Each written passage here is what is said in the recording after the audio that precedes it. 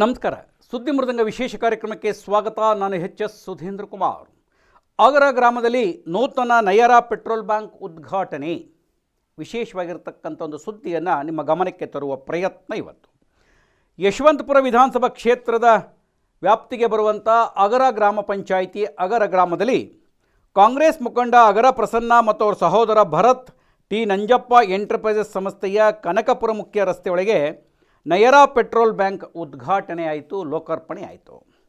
Nayara petrol ಬ್ಯಾಂಕಿನ ಉದ್ಘಾಟನೆಯನ್ನು ಕರ್ನಾಟಕ ಪ್ರದೇಶ ಕಾಂಗ್ರೆಸ್ ಸಮಿತಿಯ ಪ್ರಧಾನ ಕಾರ್ಯದರ್ಶಿ ಎಂ ರಾಜ್ಕುಮಾರ್ ಅವರು ಉದ್ಘಾಟಿಸಿದರು.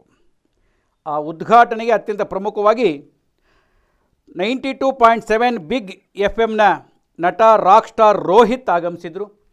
ಕಗ್ಗಲೀಪುರ ಪೊಲೀಸ್ ಠಾಣೆಯ ಇನ್ಸ್ಪೆಕ್ಟರ್, ನಾನು ಸಹಜವಾಗಿ ಅವರನ್ನ ಪೊಲೀಸ್ ಇನ್ಸ್ಪೆಕ್ಟರ್ ಅಂತ ಗುರುತಿಸುವುದಕ್ಕಿಂತ ಅತ್ಯುತ್ತಮ ಗಾಯಕ, ಅತ್ಯುತ್ತಮ ಮಾನವೀಯತೆಯುಳ್ಳ ಅಧಿಕಾರಿ ಅಂತಲೇ ನಾನು ಅವ್ರನ್ನ ಸಂಬೋಧನೆಯನ್ನು ಮಾಡ್ತೇನೆ. ವೆಂಕಟೇಶ್ ಅವರು, ಅಗರ ಗ್ರಾಮ ಪಂಚಾಯಿತಿಯ ಅಧ್ಯಕ್ಷೆ ಲತಾ ಮಂಜುನಾಥ್, ಸೋಮನಹಳ್ಳಿ ಗ್ರಾಮ ಪಂಚಾಯಿತಿಯ ಮಾಜಿ ಅಧ್ಯಕ್ಷ ವಿಜಯಕುಮಾರ್, ಬೆಂಗಳೂರು ದಕ್ಷಿಣ ತಾಲೂಕು ಪಂಚಾಯತ್ ಸದಸ್ಯ ಪವನ್ ಕುಮಾರ್, ಅಗರ ಪಂಚಾಯತ್ ಸದಸ್ಯ ಶ್ರೀ ಜ್ಯೋತೀಶ್ ಕುಮಾರ್, ಪದ್ಮನಾಭ್, ಮುನಿರಾಜು ಹಾಗೂ ಸ್ಥಳೀಯ ಮುಖಂಡರು, ಅನೇಕರು ಗ್ರಾಮಸ್ಥರು ಈ ನಯರಾ ಪೆಟ್ರೋಲ್ ಬ್ಯಾಂಕ್ ಉದ್ಘಾಟನೆಯಲ್ಲಿ ಪಾಲ್ಗೊಂಡಿದ್ದರು.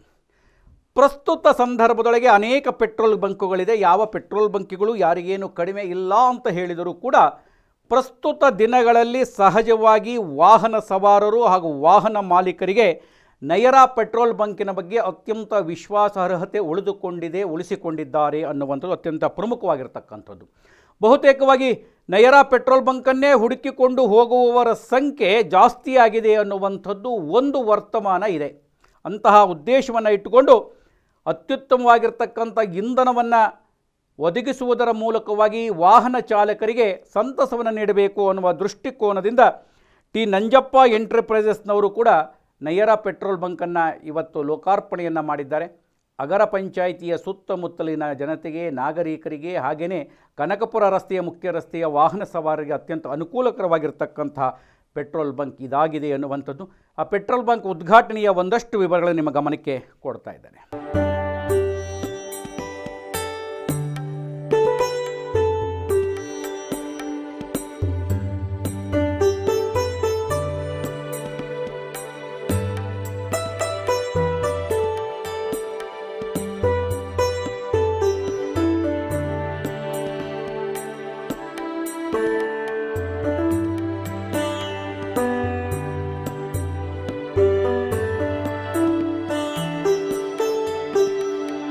ಪೆಟ್ರೋಲ್ ಬಂಕ್ ಉದ್ಘಾಟನೆಯ ಕಾರ್ಯಕ್ರಮದ ವರದಿಯನ್ನು ತಾವು ಗಮನಿಸಿದಿರಿ. ಮತ್ತು ವಿಶೇಷವಾದ ವರದಿ, ವಿಶೇಷವಾದ ಮಾಹಿತಿಯನ್ನು ಹೊತ್ತು ಬರ್ತೇನೆ. ನಮಸ್ಕಾರ.